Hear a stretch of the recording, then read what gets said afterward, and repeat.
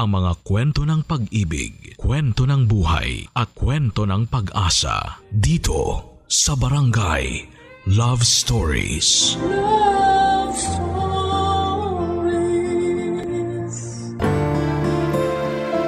Tayong mga tao ang pinakamatalinong nilalang ng Diyos dito sa mundo. Kaya marapat na sa atin magmula ang inisyatibong rumespeto sa lahat ng nilalang na merong buhay. Ikaw kabarangay, mapagmahal ka ba sa hayop? Dear Papa Dudut, ang sabi ng paborito kong teacher noong high school, ang buhay daw natin sa mundo ay mayahalin tulad sa isang paglalakbay, kung saan ay walang katapusang landas ang ating tatahakin bago tayo dumating sa ating kamatayan. At sa bawat landas na ating daraanan ay meron tayong makikilala na magiging bahagi ng ating buhay. Malaki man o maliit ang parte na kanilang gagampanan. Bago ko ipagpatuloy ang pagbabahagi ng aking kwento, pabati muna ng isang magandang tanghali sa mga bumubuo ng Barangay Love Stories.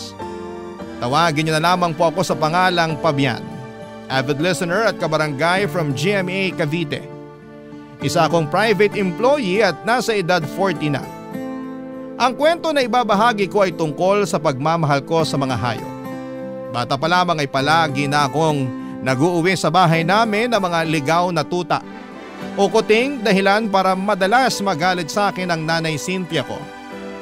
Magsisimula ang aking kwento taong 2006, nasa 22 years old na ako at graduating sa kolehiyo.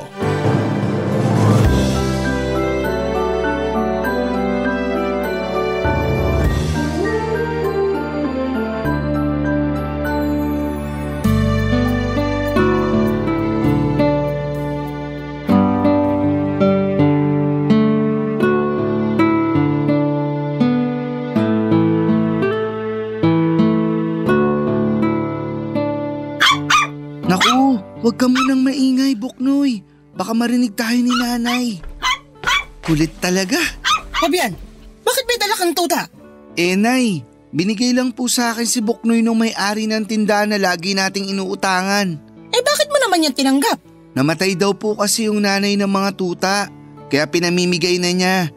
Hindi na raw po kasi nila kayang alagaan. Sana hindi mo na lang tinanggap. Kawawa naman po.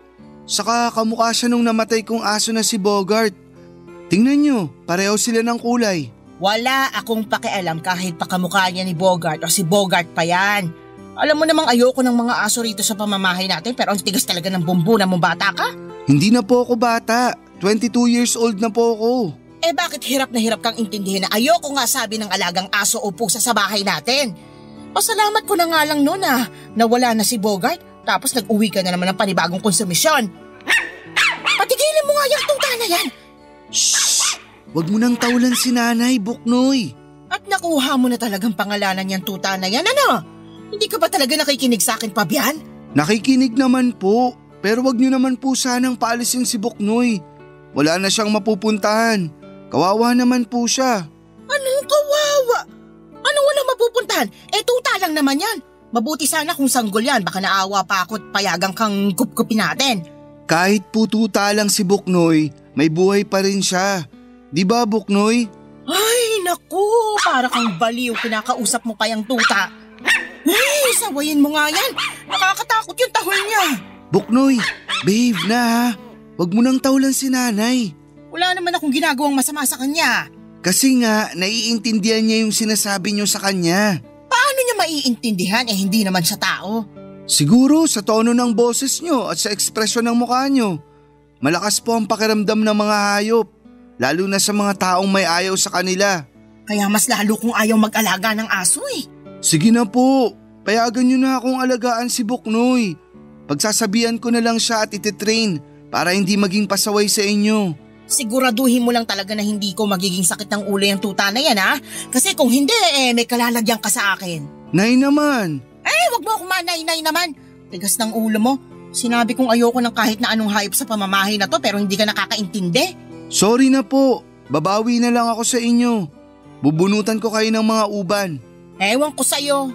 Kala mo siguro makukuha mo ko sa pagganyan-ganyan mo, no? Ayaw niyo po ba? Akala ko ba makatina ulo niyo kasi marami na kayong uban? Syempre gusto. Sinabi ko bang ayoko? Pero ayoko na nakakapasok sa loob ng bahay ang tuta mo. Diyan lang yan sa labas kasi ayoko na makalat.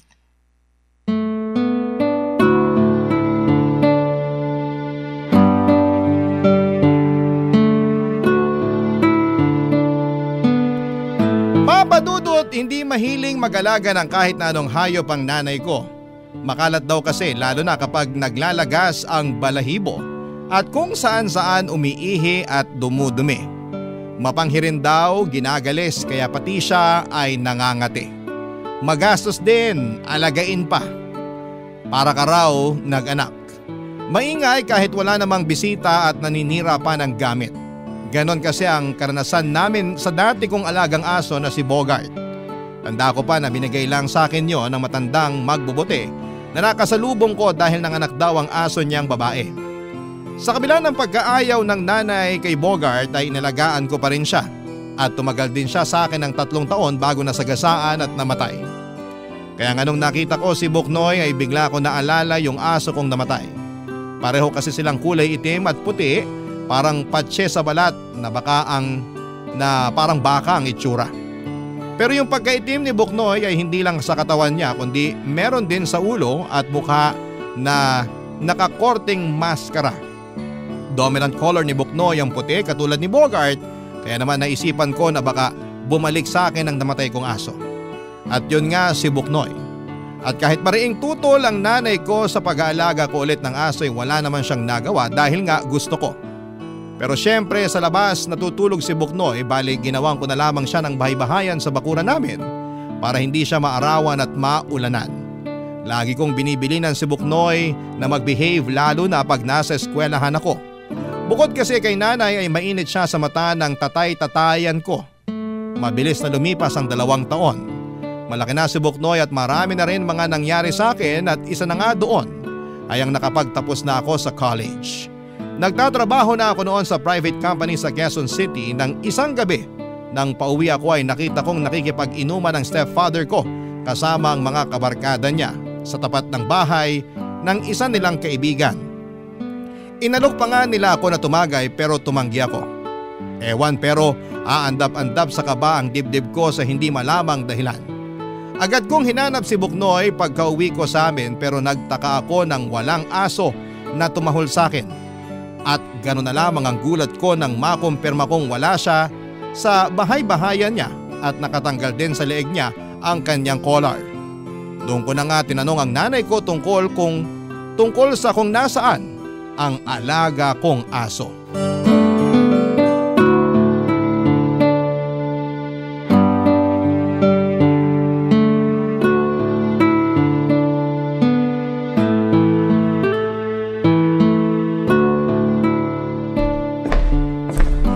Nay, nakita niyo po ba si Buknoy? Hindi ka pa nga nakakapagmano sa akin si Buknoy na agad hanap mo? Magmano ka muna! Sorry, Nay. Mano po? Nagugutom ka na ba? Pinagtabi kita ng ulam, nandyan sa may mesa, sinasakluban ng platito. Masarap yan, kaldereta. Kaldereta? May pambili na po kayo ng pangkaldereta? Ha? Aba oo. Dumilihensya yung tatay mo kasi wala ka pa namang binibigay na sweldo. Kasusweldo ko lang po, Nay.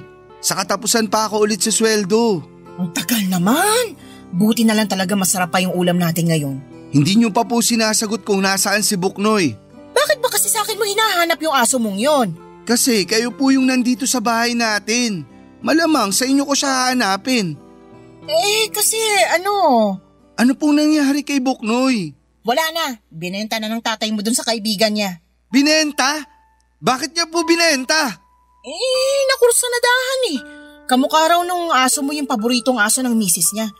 Namatay na yung kanila sa sakit nung nakaraang taon. Kaya ayun, inalok na lang ng tatay mo yung aso mo. Kaya hindi si Buknoy ang kalderetang ulam natin ha. Wala naman po akong sinabi na si Buknoy ito Wala nga, pero mga tinginan mo mapanghusga. Baboy yan, binili ko sa palengke nung binigyan ako ng tatay mo ng pera. Pero bakit niyo po inayaan na ibenta ni tatay si Buknoy? Hindi niyo man lang ba siya pinigilan? Pinigilan naman. Sinabi ko na aso mo yun at dapat magpaalam muna sa'yo kaso Kaso hindi nakinig yung tatay mong yun. Pupuntahan ko po siya. Lagot siya sa akin. Ano? Hoy Fabian!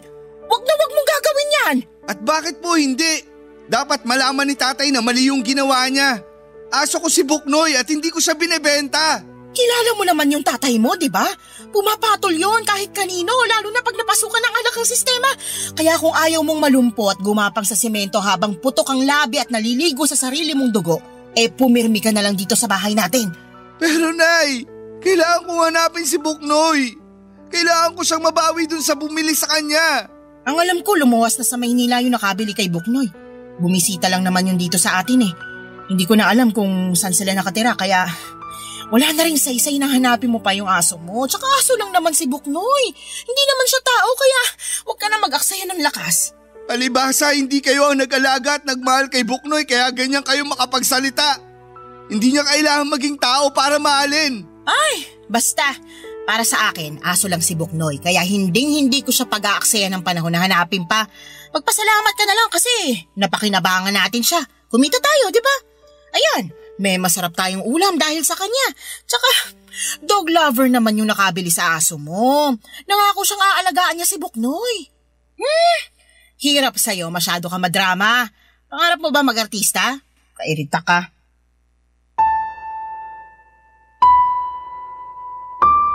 Papa Dudut, galit na galit ako sa tatay-tatayan ko dahil sa ginawa niya kay Buknoy. Galit din ako sa nanay ko kasi hinayaan lang niyang ibenta ang alaga kong aso. Sobrang sakit talaga noong nangyari pero pinilit ko pa rin hindi magpadala sa emosyon.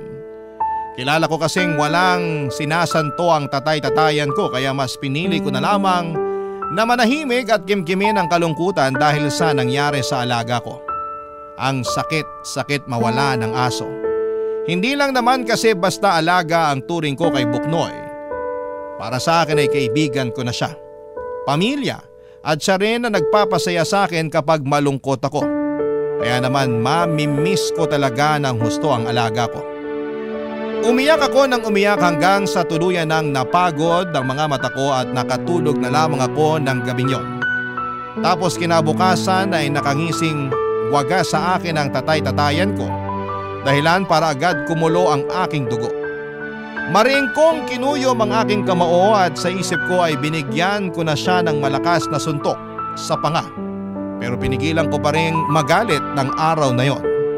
Sa halip ay nanahimik na lamang ako kahit na matapos niyang magpasaring na buti pa raw si Buknoy may pakinabang. Hindi lang ako umimik noon at umalis na lamang sa bahay para pumasok sa trabaho ko. Habang nasa biyahe ay nag-decide ako na gusto ko nang umalis sa amin. Bagay na matagal ko na rin namang plano noon, Papa Dudut. Barangay Love Stories. Barangay Love Stories. Papa Dudut, tinuloy ko nga ang plano kong bumukod pagkalipas ng 3 buwan. Bale sa Quezon City ako nakahanap ng apartment na malapit lang sa pinagtatrabahuan ko. Tutol pa nga ang nanay ko sa pag-alis ko kasi raw ay baka kalimutan ko nang magsustento sa kanila. Pero sinabi ko na lamang na magpapadala pa rin ako at kitang-kita ko naman ang kagustuhan ng tatay-tatayan ko na umalis na ako. Para raw lumuwag-luwag na ang pamamahay namin. Ang kapal na mukha, siya na nga ang totoong sampid sa pamilya namin, siya pa ang galit. Pero nanahimik na lamang ako at sa halip ay sinamaan ko na lamang siya ng tingin bago ako lumabas sa aming pintuan. At pagkalipas nga ng 1 buwan ay nabalitaan kong inatake siya sa puso at namatay. Samantala hindi ako pwedeng mag-alaga ng kahit na anong hayop sa apartment na tinutuluyan ko. Bukod doon ay personal kong desisyon na wag na ring munang mag-ampon kasi nandun pa rin yung trauma na dulot ng pagkawala sa akin ni Buknoy. Pero siguro pag pinanganak kang animal lover ay hindi mawawala sa iyo ang kakayahan mong kumalinga ng mga hayop. Kaya nga pagkaraan ng 2 linggo ay meron na ulit akong pinapakain ng mga stray cat sa bakanting lote malapit sa nirerentahan ko.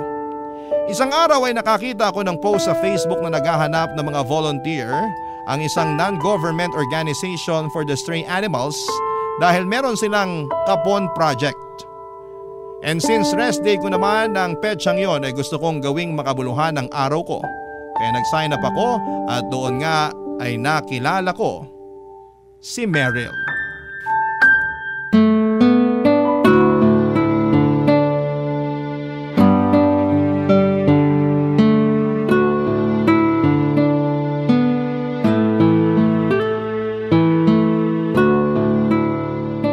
Hi, Meryl, tama?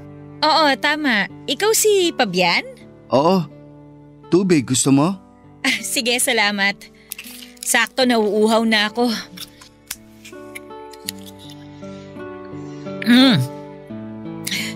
Salamat Salamat dito sa tubig. Welcome. Pwede bang makipagkwentuhan muna since break time naman? Oo, pwede.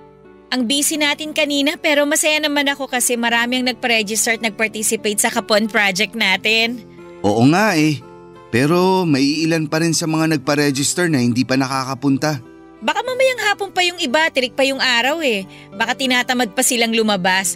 Pero sana makapunta sila, no? Kasi sayang naman yung opportunity na makapun ng mga alaga nilang aso at pusa. Oo nga Saka ako mismo na-amaze kasi hindi ko alam na necessary pala nakapunin ng mga alaga nating aso at pusa. Oo, kailangan talaga yon. May mabuting benepisyo sa kalusugan ng mga alaga natin ng pagkakapon.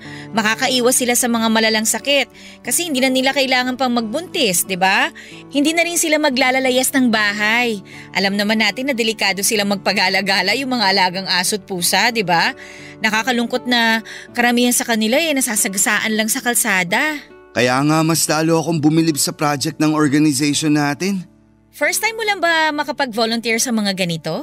Oo Naku, sigurado ako na pag may chance, uulit-ulitin mo yung pag-attend sa mga ganitong event.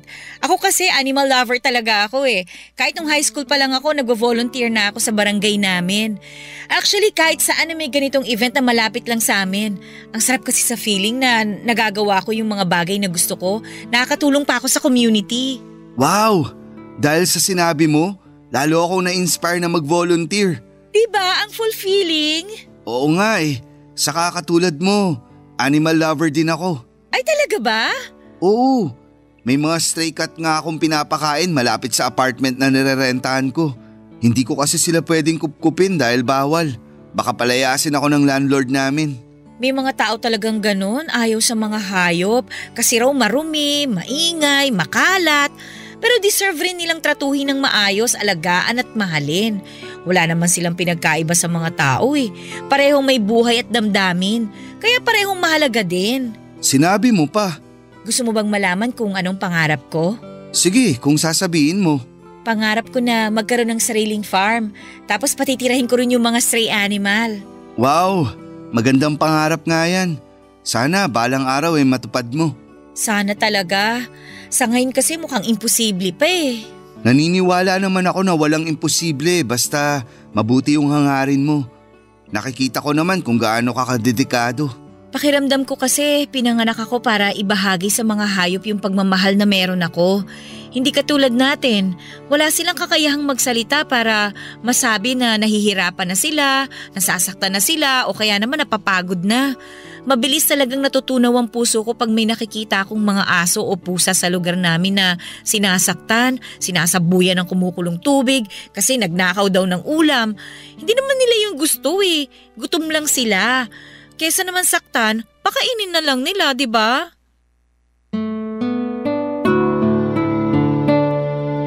Papadudot maganda si Meryl. Kahawig niya si Julian San Jose at bukod doon ay kuwela rin siya. Maraming kwento at dedikado sa ginagawa niya. Bilib na bilib ako sa kanya kasi matagal na pala siyang volunteer sa mga ganong klase ng event. Suki na siya sa mga animal shelter around Metro Manila. Lalo tuloy akong na-inspire na magkawang gawa. Masaya ako na nakilala ko siya noong araw na yon, kaya bago kami naghiwalay ay nagpalitan muna kami ng numero. At doon na nga nagsimulang mamukadkad at umusbong ang aming pagkakaibigan na nauwi sa pag-iibigan. Naging kami ni Meryl at makalipas ang 2 taon ay nagpakasal po kami. Balak na namin magka-baby pero hindi kami binayaan kaagad. 3 beses nakunan si Meryl dahil sa kondisyon ng matres niya. Pero hindi pa rin kami nawala ng pag-asa na balang araw ay mararanasan naming maging magulang. Nag-focus na lamang muna kami sa pagtupad ng iba pa naming mga pangarap. Katulad na lamang ng pagkakaroon ng sariling bahay at natupad naman yon makalipas ang 3 taon. Makalipas ang 1 buwan pagkatapos naming lumipat sa bahay namin, hindi ko malilimutan yung mga sumunod na tagpo.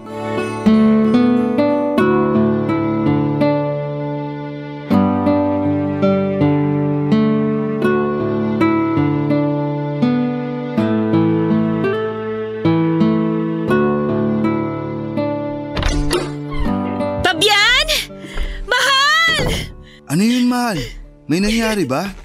Meron! May nangyari. Ano yun? Sabihin mo na sa akin kasi nag-aalala na ako. Sige, pero maupo muna tayo sa kama. Sige, halika. Aalalayan kita. Ano ka ba naman? Kaya ko naman ang sarili ko. Halika na, tabihan mo na ako dito. Ewan ko ba? Gusto ko lang din na alalayan ka. Yan. Pwede mo na bang sabihin sa akin kung ano yung nangyari?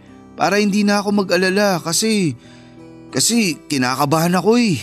Kumalma ka lang, mahal. Wala namang masamang nangyari sa akin eh.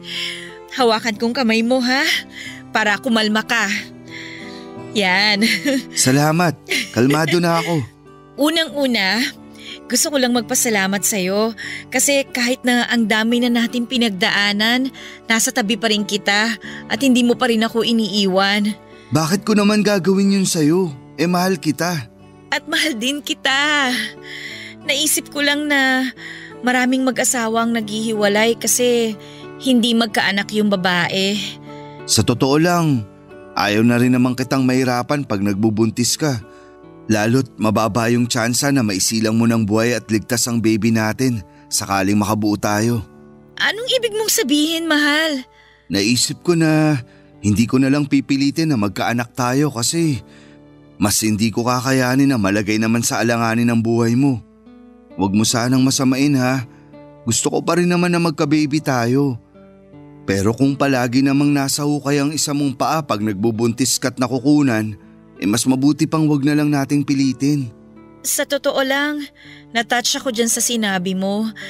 Naiisip mo kasi yung kapakanan ko. Salamat, mahal ha. Walang anuman. Kaya nga nag-decide na akong sumailalim sa vasectomy para hindi ka na nahihirapan, mahal. Kahit na na-appreciate ko yung gusto mong mangyari, pwede bang makiusap muna ako na ipagpaliban mo muna? Huwag ka muna magpa-vasectomy. Ayos lang naman, pero bakit?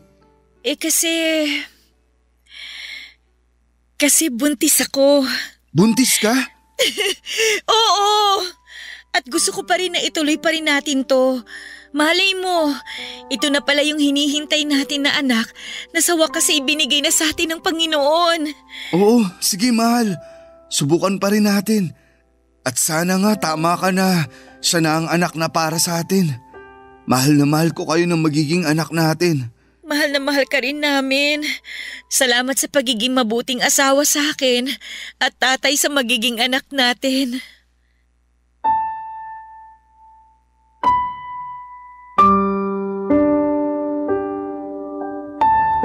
Papa Dudut, marami akong pangarap para sa pamilya namin ni Meryl, lalo na sa magiging anak namin. Kaya malaking biyaya talaga na sa wakas ay dininig ng Panginoon ang panalangin namin gabi-gabi na magkaroon ng supling. Nangako kami ni Meryl sa isa't isa na aalagaan namin ang aming anak at iyon na nga ang ginawa namin. Iningatan ng asawa ko ang pagbubuntis niya. At ako naman ang tumutok sa pag-aalaga sa kanya, Papa Dudut. Dahil nga masela ng pagdadalang tao ni Meryl ay kinailangan niyang umalis sa kanyang trabaho. Nangako ako sa asawa ko na gagawin ko ang lahat upang mabigyan sila ng magandang kinabukasan ng aming anak. Kaya nga nagtrabaho ako ng mabuti habang hindi isinasaalang-alang ang kapakanan ng misis ko. Ako pa rin ang kasakasama niya sa pagpapacheck up at kung hindi talaga pwede ay pinakikiusapan namin ang kapatid niya na nasa malapit lang din nakatira para samahan siya. At makalipas nga Papa Dudut ang 9 na buwan, ay isinila nga ni Meryl ang aming baby boy. Barangay Love Stories. Barangay Love Stories. Papa Dudut, abot langit ang pasasalamat ko sa may kapal dahil sa dagdag na miyembro ng aming pamilya nang isilang ang aming anak. Masasabi kong masarap sa pakiramdam ang maging isang ama at yun ang bagay na hinding-hindi ko ipagpapalit sa kahit na anong bagay sa mundo. At dahil nga first time parents kami ni Meryl ay masasabi kong nahirapan kami, lalo na sa mga unang buwan ng anak namin. Tapos nagka-postpartum pa ang misis ko, kaya extra effort, love and care talaga ang ibinigay ko hindi lang sa aming anak kundi na rin sa asawa ko. Kaya lang, noong 3 buwan na ang baby namin ay may nangyaring hindi namin lubos na inaasahan. Mahimbing noon ang tulog niya bago kami mag-decide ni Meryl na matulog na rin. Pero hindi katulad ng mga nagdaang gabi sa loob ng 3 buwan na yon. Hindi kami ginising ng iyak ng aming anak. Umaga na kaming nagising at nakita naming tulog pa rin ang baby namin. Pero gano'n na lamang ang gulat at kilabot naming mag-asawa nang lapitan namin siya at titigan. Kulay talong na ang baby namin at wala ng buhay. Sa palagay ko, base sa nakita kong itsura ng anak namin, ilang oras na siyang hindi humihinga. Agad namin siyang sinugod sa ospital at ang dahilan ng pagkamatay niya ay yung kondisyon na tinatawag na SIDS o yung Sudden Infant Death Syndrome, kung saan ay prone ang mga sanggol na tamaan ito sa unang 6 na buwan ng kanilang buhay. Madalas nangyayari ang SIDS sa pagtulog at hindi rin alam ng mga eksperto ang sanhi nito. Wala itong senyales at malimit lamang itong iniuugnay sa mga kondisyong medikal tulad ng walang kakayahan ng isang sanggol na magising mula sa pagkakahimbing o biglang pagbaba ng level ng oxygen sa utak at pagtaas naman ng carbon dioxide sa kanyang dugo. Kahit na masakit, kahit na mahirap mawala ng anak ay nanatili pa rin kaming matatag ni Meryl. Pero minsan ay meron talagang araw at gabi na mas mahirap. Nakakatampo lang din kasi pinatikim lang sa amin ang pakiramdam na maging magulang tapos ay babawiin din naman pala siya. Pero sa huli ay nagpapasalamat pa rin naman kami dahil kahit paano ay naranasan namin ang isa sa mga pinakamasayang pakiramdam sa buong mundo.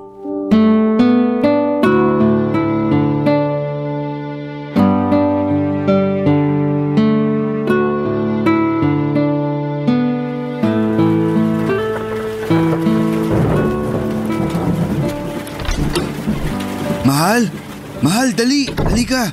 May ipapakita ako sa'yo. Ano yun, mahal? Hala, tuta! Oo, pero pwedeng pakikuha ang tuwalya. Basang-basa siya eh. Lakas ng ulan sa labas. Sige, teka. Nilalamig ka ba? Oh, ito na yung tuwalya. Akin na muna yung tuta. Magpunas ka na rin, mahal. Sige, mahal. Ang cute-cute naman ito. Saan mo ba siya nakuha? Bigay sa akin ng janitress namin. Nanganak kasi yung Aspen na inaalagaan niya dun sa office. Hindi na raw niya kayang alagaan kasi nga marami na. Kaya ayun, pinamigay na niya. Hindi naman ako humingi pero nakiusap siya sa akin na kung pwede ko raw ampunin na lang. Kinuha ko na rin kasi naawa naman ako nung nagkatinginan kami. Oo nga nakakaawa nga siya. Pero sabi ng janitress namin, yan daw yung pinakamakulit at mahilig maglaro. Hala, mukhang sumasang-ayon siya Oo nga Pero okay lang ba na mag-alaga tayo ng tuta rito sa bahay, mahal? Oo naman. Sa totoo lang, matagal ko na rin gustong mag-alaga ng tuta. Naghahanap na nga ako ng maaampon online Buti na lang inuwi mo tong tuta na to. Ay mahal, ano bang ipapangalan natin sa kanya? May naisip na ako Anong naisip mo? Brownie.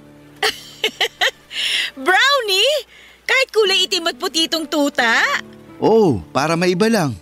Saka kamukha rin kasi siya ng mga aso ko noon na sina Bogart at Buknoy. Kaya Brownie para letter B pa rin. Pwede namang Blackie kasi may kulay itim siya. Hayaan mo na, mahal. Brown naman yung ilong niya Di ba, Brownie? Sige na nga. Simula ngayon, ikaw na si Brownie. Alam mo, kahit paano nabawasan yung lungkot ko kasi inuwi mo tong si Brownie. Ewan ko ba? Pakiramdam ko, nagkaroon ako ng anak kahit natuta siya. Yan din yung nararamdaman ko. Kahit nung unang beses ko pa lang siya nakita, para bang nakaramdam na ako ng comfort sa presensya niya. Kaya sabi ko sa sarili ko, sige, gusto kong alagaan natin siya. May nabasa ako na nakakatulong daw ang mga hayop sa pagluluksa ng mga magulang na nawalan ng anak. Kaya pangako, aalagaan natin si Brownie na parang tunay nating anak. Oo, mahal. Tingnan mo mukhang naglalambing siya. Oo nga, siguro naiintindihan niya yung pinag-uusapan natin. Naalala ko tuloy noon na palagi kong sinasabi sa nanay ko na naiintindihan ni Buknoy yung mga sinasabi niya. Talaga?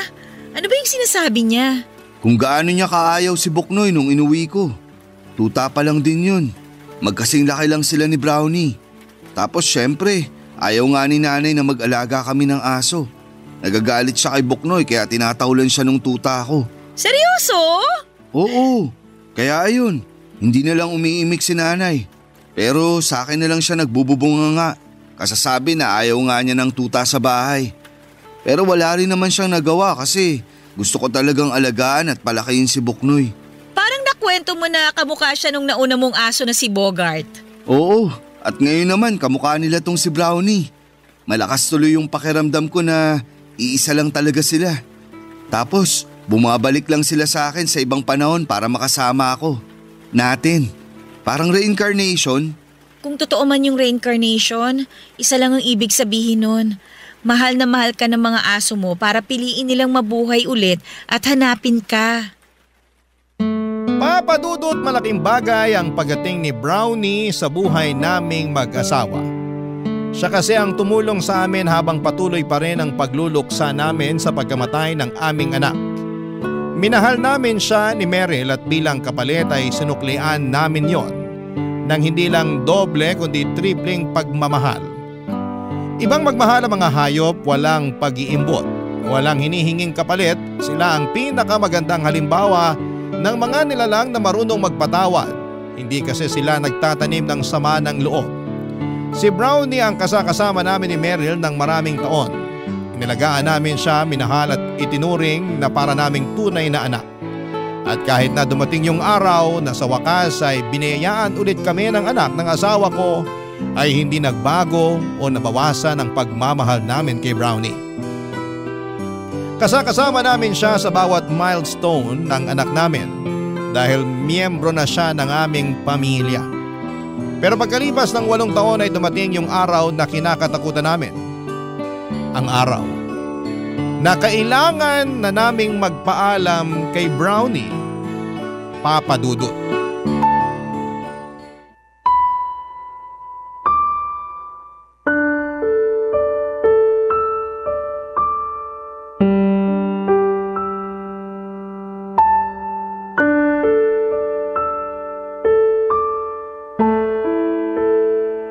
Opo, salamat po. Mahal, anong sabi ng vet? Hindi na raw nila magagamot si Brownie. Kailangan na raw natin siyang puntahan doon para magpaalam. Hindi ko kaya. Ayoko mawala si Brownie sa atin, mahal. Ayoko rin naman na mawala siya sa atin pero malala na yung sakit niya at hindi na rin siya kayang pagalingin ng gamot. Ginawa na raw nila ang lahat pero kumalat na talaga yung cancer sa katawan ni Brownie. Kaya ano? Kaya nagsuggest sila na patulugin na lang si Brownie. Ayokong patulugin si Brownie, mahal. Hindi ko kaya mawala sa atin yung aso. Ako rin naman pero wala na tayong magagawa. Hirap na yung alaga natin. Inangina na siya. Siguro pinipilit na lang niyang lumaban at idilat yung mga mata niya pag nakikita at naririnig niya yung boses natin. Pero yung totoo, pagod na siya, mahal. Ayoko mawala sa atin si Brownie. Ako rin naman eh. Mahal na mahal ko yung asong yun. Pero kailangan nating tanggapin na hanggang dito na lang talaga yung buhay niya. Bakit kasi maiksi lang ang buhay ng mga aso? Sana mas matagal pa natin silang makasama. Ang unfair tuloy. Oo, unfair. Pero sigurado ako na naging maligaya naman si Brownie sa loob ng 8 taon na nakasama natin siya. Kasi minahal natin siya. Inalagaan. Palagay mo, maaalala pa ba tayo ni Brownie pag umalis na siya? Oo naman. Palagi pa rin nila tayong maaalala. Hindi niya tayo makakalimutan, mahal. Kaso parang hindi ko pa rin kaya eh. Parang magbe-breakdown ako habang iniisip ko na mawawala na sa atin si Brownie. Pero sino ba ako para ipagkait sa kanya yung makapagpahinga siya? Tama ka. Hirap na siya dahil sa sakit niya. Oo, at kahit na hindi man nakakapagsalita si Brownie, alam kong nagpapasalamat siya sa atin dahil inalagaan at minahal natin siya. Siguro, iparamdam na lang natin yung pag-aalaga at pagmamahal na yun sa kanya hanggang sa huling hininga niya. Nalulungkot pa rin ako. Nalulungkot din ako pero magpakatatag pa rin tayo. Hinding-hindi natin kalilimutan si Brownie. Kahit na wala na siya sa piling natin, mananatiling buhay ang alaala niya sa ating puso at sa bahay na to. Salamat, mahal. Kung wala ka, baka hindi ko talaga kayanin to. Alam ko na mas kaya kong harapin yung ganitong sitwasyon kasi nasa tabi kita. Oo naman, hanggat nabubuhay ako, pangako ko sa'yo na lagi mo ako maaasahan. Hindi kita iiwan. Halika nga, payakap ako.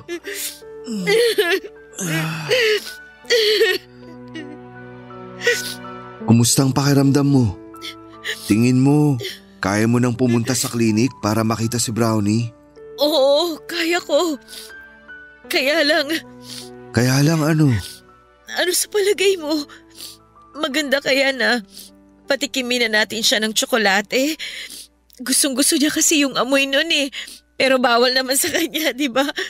Tingin ko, magandang ideya yun. Sigurado akong magiging masaya siya.